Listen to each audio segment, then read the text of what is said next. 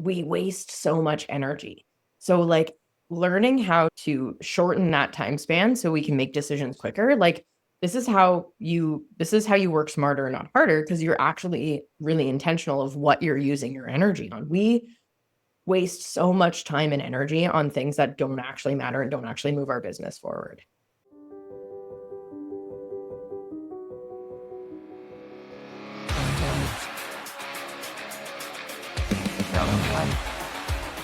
Sharp strategies, sweet success. Hello, everyone, and welcome. You are listening to Sharp Strategies, Sweet Success, and I am your host, Tiffany Swidensky. And today I am talking with Kayleigh Kennedy of Limitless Coaching. I met Kayleigh back in July, I think it was, at the GLM Mastermind. And she comes from a PR background. And actually, that day I was talking about PR. And so she came right up after I did the presentation, and we just started talking about PR and marketing and what she is doing, and invited her here on the show. So I'll let her finish out the introduction and just go over what she's doing for her clients right now. Awesome. Thanks, Tiffany, and thanks for having me. It's nice to see you again. So I'm a business and mindset coach now. My background is in customer service. I have a degree in public relations, worked in marketing and PR and communications and event planning and all of the things in my corporate life. And a couple years ago, I invested in mindset coaching for myself, actually, right before my son was born. I didn't love my corporate job, didn't love the cubicle life, just wasn't feeling fulfilled. And I invested in a mindset coach, and that changed the complete trajectory of my life. And personally, first of all, like stepping into motherhood with confidence during COVID, which was not expected. That's when I really realized that what I'd learned in the mindset space was like there was something really special there. And that's when my business started. So I started my business during COVID. It'll be going on 5 years in January, this coming January, which is really exciting. I've worked for numerous international coaches prior to going off and starting my own kind of consulting and coaching business in January of 2024. So what I actually do and how I actually support people is I help them build businesses that feel as good as they look. I find a lot of entrepreneurs, small business owners, lawyers, which I know you work a lot with, they can build that super successful business, but a lot of people lose themselves on the path of building those businesses. So I really want to help small business owners and entrepreneurs align their values, who they are, what they stand for with the businesses, and be able to achieve that kind of aligned, deep inner success. And there really is something magical about mindset and coaching. And I've used it a few times in my life too. And oddly, it was a doula. I actually hired that I think technically that was my first mindset coach, so to speak, was a doula when I was having my son, because I wanted a specific type of birth, a specific type of labor, which is unmedicated, and didn't feel confident I could do it alone, I guess. And it was actually really cool. It was a really nice, and like you said, there's something really cool and magical about it. So I guess like from you said business owners kind of lose their way in business. Can you give me like you don't have to like name names or anything, but can you give me like maybe a more specific example of what that looks like? Absolutely. So I would say a lot of people who end up coming to me come to me because they've built this business, but they burn out. They're working, hustling, grinding, doing all the things, and they've actually lost sight of the things that really matter. Because burnout is, yes, it's from doing too much, but it's also from not doing enough of the things that like light your soul on fire.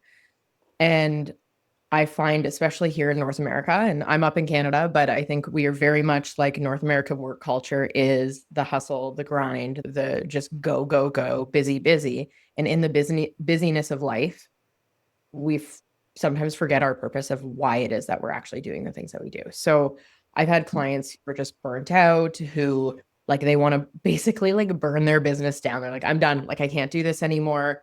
Stress, chaos, not putting their families first, getting to that point of like, what is this all for? So I help them come back to reminding them what it's all for, and then building a business from that space. So even if they've already built a super successful practice or business or whatever. Like I do work with lawyers, I work with real estate agents, a lot of people who are in sales, I work with other coaches. Before they get to that point of actually burning their business down, I take them back to that why and then help them kind of reground and regroup in that space so that they can start showing up differently in their business. And a lot of that too is subconscious reprogramming. Like the North American how we've been programmed to work here in North America isn't sustainable. So it's no wonder that we burn out, right? Like we're not taught to put ourselves first. You go on an airplane, they say put your oxygen mask on before you put anyone else's oxygen mask on, but we're not shown how to do that. So I help people do that again. I don't know if that kind of helps clarify that a little bit more for you. Earlier this summer, I read The Gifts of Imperfection by Brene Brown. I hope I say her name right. And I really recommend that one. It sounds like you're familiar as well, but she very much talks about like just embracing the imperfection, the importance of incorporating creativity, and just the thing that sticks with me is just like waking up and like just accepting that what you do that day is enough. Like whatever you get done or do that day is enough. And as a business owner, you start the day with like 10 things on a checklist and you get to like 5, 7 of them if you're lucky, all 10 if you're on fire. And it's hard because that's every day. There's something left undone that gets pushed to the next. And I love owning a business, but it's like it's a lifestyle and it's a lot of work. I mean, I feel like I'm stating the obvious. And so, I mean, it's so easy to get burned out doing this stuff. And just because most of my listeners are lawyers or work for lawyers. And so I got to ask the classic question, like, how are lawyers different from the other business owners that you work with? And how are they different? Ooh, that's a good question. I would say I've seen a lot of comparison between like my lawyer clients and my clients who are in financial services and real estate.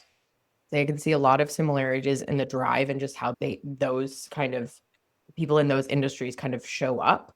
Now, the difference between lawyers are usually the education, usually the experience to get to where you've gotten to, because there's a lot of education, there's the like interning and like all of the things that lead up into actually practicing. What I have noticed, I've had this conversation with a couple of my clients, is the people who kind of move through that with a more positive mindset, more positive outlook, more self-compassion, more self-acceptance are going to build the more, I'm going to say not successful, but successful and aligned practices. Because the thing is, we build from a place of chaos, we build chaos. And when I say chaos, I mean like your nervous system. I mean your mindset. Like most people are steeped in fear, they're steeped in worry, they're steeped in lack, they're steeped in limitation, they're steeped in other people's expectations. They don't really know who they are. They don't, bad habits, like all of these things. Like you just pile it up, right? It doesn't really matter what industry you're in. That's one thing I've noticed. I just know for lawyers in particular, because there's a lower barrier to entry with some of these other professionals that I work with. There's a higher barrier to entry, but sometimes that comes with actually putting on more pressure. So they get to that state of building their own practice or moving up in the practice, and they've already been working from this place of pressure and expectation. So that can break you pretty quick too, right? I don't know where I heard this or if it's like a study or something, but I do believe that there's a correlation between more education or people with a higher intelligence and then just like anxiety, because you're more, I guess, aware of the consequences or your future thinking and you're going too far and the worry just starts to build and build. And worrying's a habit. And the more you do it, the more you will do it and you'll continue to do it. And it doesn't help. Like it doesn't, thinking about all of these things and just constantly kind of churning it over in your head. It really doesn't help. Although business owners were still going to do it. Like my husband I forget, he was talking to me about something. And in my defense, it was kind of boring. And he looked over at me and he was like, "You're kind of distracted." And I was like, "Well, I'm thinking about ways of making money," which is genuinely, honestly true. I was looking up in a corner, like, had a quick business idea and mulling over in my head. And it's hard to turn off. But when you're a business owner, you kind of have to be just like doing that stuff and thinking about that stuff.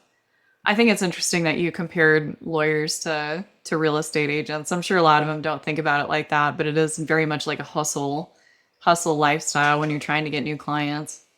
Yeah. That's where that's kind of the parallels that I see is that hustle, that grind, or that thinking they need to be on 24/7.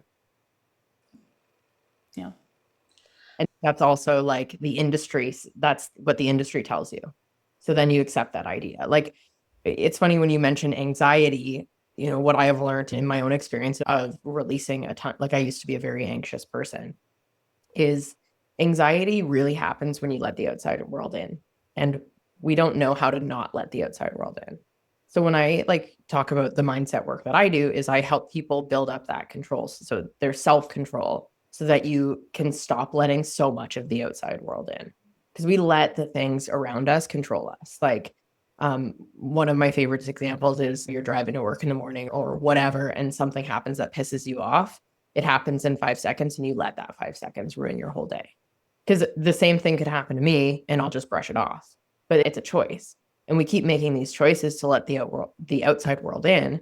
That's a habit, right? And that's a very strong habit that we have here in society. So the more you're able to take that power back and really like know that, wait, no matter what's going on outside of me, I can control my attitude. I can control my mindset. I can control my state. I can control my energy. You're going to move through life and you're going to move through business with a lot more peace and a lot more grace.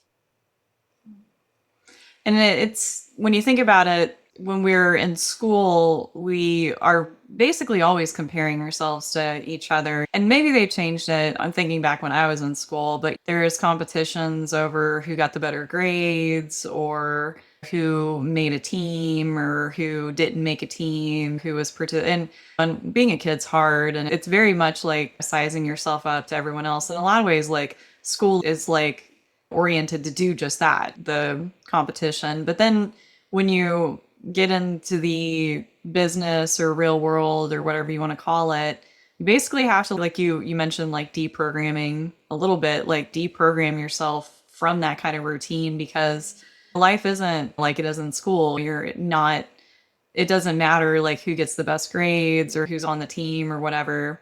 It's about you and your happiness and your success. And so for lawyers or anyone who goes to school for a really long time, it is so competitive. And even the grown-ups who run businesses are susceptible to like fear of missing out and like copying the market and not copying, but like wanting to do the marketing that their competitors are doing, or why do they have more cases than I do or something like that. At least from the marketing perspective, that's what I see. Every business owner falls into a trap of comparison to some extent. Some like really let it control them. Others I notice like they can use that as fuel and inspiration. And I think most fall in the middle. Oh yeah. And not trying to make this about marketing, but like when a business is good at marketing, that doesn't necessarily mean that they're successful kind of under the hood. And just with an individual, they can take to themselves to Facebook every day, post a selfie, look good, say something fun, inspirational, get lots of engagement. But behind Facebook, their life's a wreck and they're putting on a good front. And marketing can be that way. And so if you compare yourself to another business's marketing and think, oh, they're just doing so well, they're growing so fast, a lot of that just might be bullshit. You're buying into the marketing that they are successful. And so it's so easy to like fall in the trap because like literally as marketers, we're engineering that kind of, we want people to see our marketing and like it and want to copy it and all that stuff. Well, I think the world's craving more authenticity and even marketing, right? And I mean, I look at like the last couple people that I've hired, and it's really like the energy speaks more than their marketing. Like I really like look into who they are and like all vibes, like vibe checks, right? Like and trusting my intuition more so. And I feel like because of social media and because of technology that we have now, the more people I talk to, that's what they're looking for, right? Like I'm not going to hire someone and ask them like, what's your educational background? I don't need your resume. It's like I'm going to look at the work you've done, the clients you've worked with, and then do a vibe check. And I'm like, and if we vibe, then I'm good, right? So it's just interesting. I feel like we do business in different ways, but when you're stuck in that trap of comparison, it's like you're already losing that authenticity. So it like starts with figuring out like, well, who you are and how do you want to show up? What do you want your brand to say? Like, what are your values? How do you want to communicate that? I always tell my clients, it's like, it's yes, you're going to be doing action in your business because there's always going to be the doing stuff. I always do this, like the keyboard, like typing on there's always going to be the doing in business. But when you set your energy before you start the doing, like when you're really like intentional about that, it's going to come out differently. Like everything's energy. So a lot of the work that I do is help people center that energy so that like when you're doing lead generation, when you're doing marketing, when you're out networking, like you can align that vibe with who you are and what you want to attract. Yeah. I mean, happiness attracts happiness. And well, in the same way that the reason I have to kind of force myself to smile is because I have a resting bitch face. And I hope I don't get censored for that. But I walk around, I'm like, and people don't come up and talk to me. Like, people aren't walking up and talking to me, but I put on a light smile and I become more approachable. And I mean, that's a basic example, but like, if you approach like what you do with happiness, like you are happy, your work's going to be, and it's going to attract, I guess, just to get woo woo about it again. I do have a question I'm eager to ask, and I don't know if you'll be able to answer. Are your demographics pretty split between men and women? Have you worked with both before? I've worked with both. It ebbs and flows. Right now, I'm like 95% women that I'm working Oh, with, 5% men. There's been, I would say my split is, I don't think it's ever been more than like 75-25. So I do tend to attract more women in. I love working. I love working with men. I think too, especially like bringing some of this mindset stuff and the values work. So I find working on values and vision, like it aligns with women more, and men are like they're a little bit more well in their masculine energy, right? So getting them to kind of break free from that, it's a really cool process. It's incredibly rewarding, especially when like I always celebrate my clients' wins, right? Because that's why I do what I do. But it's like when I have my male clients being like, I'm actually, yeah, business is great. And I'm being the father that I want to be. That is what like I just got goosebumps saying that because this is what it's about, right? Like life's not about business. It's about who we are and how we get to experience that. So I find for women, they're more like tapped into that. But for men, like I gotta kind of break through some old male programming and patterning to get that in. And it's really, really special. And the cool thing about so I'm a business and mindset coach, but the cool thing about the work that I do is how it ripples out into like their family and personal life and men or women. And like for me, that's what it's all about. We had a health scare. My son was diagnosed with cancer when he was 2. And oh my God. yeah, he went through 2 years of intense chemotherapy and he actually finished last September. So just over a year ago, finished treatment. He's doing fantastic. But things like that happen and you're reminded of like what actually matters. And that's where really my business has started to shift from that experience to helping people realign with that because like, yeah, I get to grow a super successful business, but I also get to be the mom and wife and person that I want to be. And I can do it all in a way that just like feels really good. And I think sometimes it takes those moments to shake us out and remind us of like, what are we really here and why, right? Yeah, I mean, in my personal experience, like growth comes in, it's like a slow march and then like sudden revelations. Like there's always progress, like a little bit of it, but it's those like big moments where all of a sudden like you realize like, oh shoot, I need to start doing this, or I need to stop doing this, or I'm trying to think of examples. Like all of a sudden like your life is changed. I mean, even something as simple as like I used to have a milk subscription, and this sounds really stupid, but I used to have a milk subscription that I paid for farm fresh milk each month, and I literally drove down the road to the farm to get it. And it's not that far, but it was far enough that it was like an out of my way, that it was like a chore, like a mental chore. I had to plan to go get it. I had to clean the bottles. I had to do all this. And like again, this sounds so stupid and minor, but I was just like, the milk is great, but I'm just going to cancel it because like the mental burden of that trip is like it was way more than what it was worth. And Yeah. I mean, that's like it was like 3 months of me like contemplating canceling it and canceling it, and all of a sudden I feel like my life's like 10% better because I just don't have to Well, worry about that one thing. And I mean, well, I'm it's sure so there, oh God. Yeah, I was just gonna say what you're saying is so interesting because this is something that I coach on is decision making.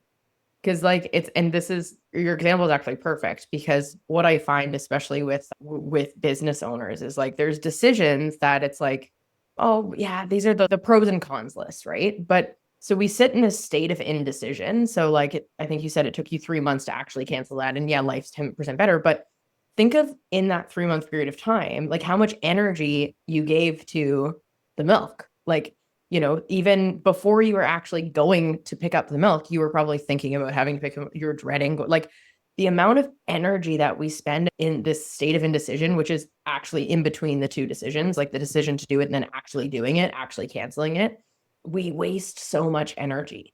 So like learning how to shorten that time span so we can make decisions quicker, like this is how you work smarter, not harder, because you're actually really intentional of what you're using your energy on. We waste so much time and energy on things that don't actually matter and don't actually move our business forward. So it's like learning how to like, okay, how do I just cut these things out so that I can keep doing the things that I want to do in the way that I want to do them? I have a workshop coming out. I did it in the spring and I'm going to like launch it as a digital product, but it's a workshop of overcoming self-sabotage because we all do it. We all sabotage ourselves. Starting to understand like, okay, how do I stop sabotaging myself? Because again, it's that same energy that we use in between like the actual doing the thing so that I can actually achieve my goals with more ease and more peace and more joy and not spend so much energy thinking about canceling the damn milk, right? Like, Yeah, I mean, you're so right. Like, and it's so funny because you look back and you're like, why did I wait? Like, why did I?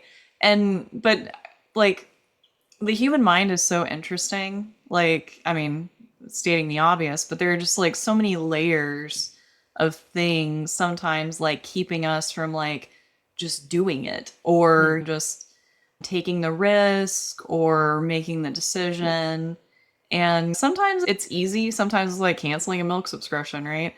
But sometimes like you're really grappling with like I don't want to say values, but maybe like things that you've learned that you need to unlearn about whatever business life. Because you pick up good and bad lessons over the years. And like sometimes it's hard to know like what what are the things that you're doing that are helping you, or what are the things or mindsets that are actually like holding you back and like keeping you from achieving like what you're meant to achieve.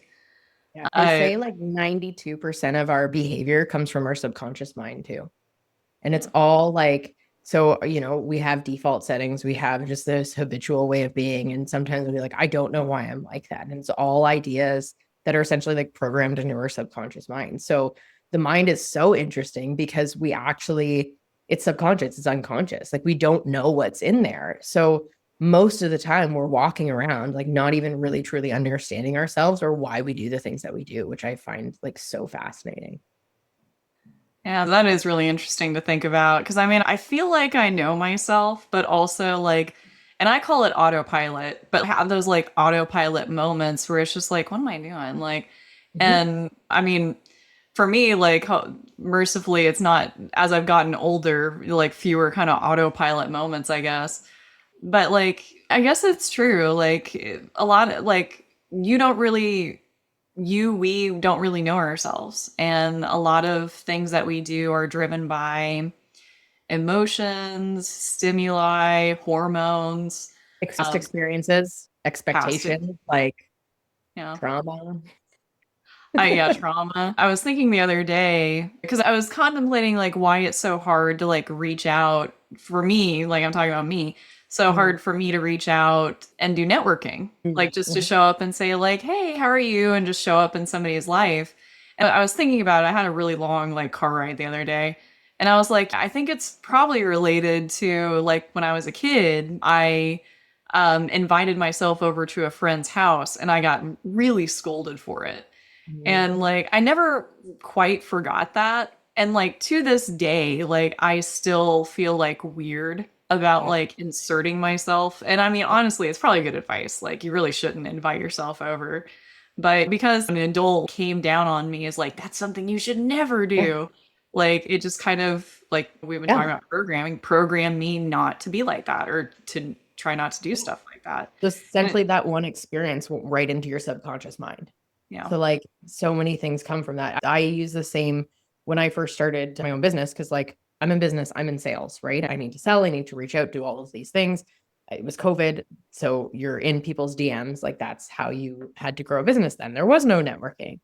And I really struggled with that. And I had to peel that kind of that thread back. And I remembered when I was growing up, my mom would always have something to say after a telemarketer called. Like, so anytime I went to reach out to someone, it's like, well, I don't want to bother them. I don't want to, like, that was just so I had to change that story. It's like, I'm not bothering people. I'm providing a service, like, and there's nothing personal, right? Like, it just really learning how to shift those habits. But it wasn't the actual habit and the thing of reaching out. It was actually the idea behind the things. Same thing with you. It's the idea behind placing yourselves in these environments that feel uncomfortable because everything goes filtered through that one experience. Like we have our conscious mind's great. It can think, it can originate ideas, it can accept ideas, it can reject ideas, but our subconscious mind can only accept ideas.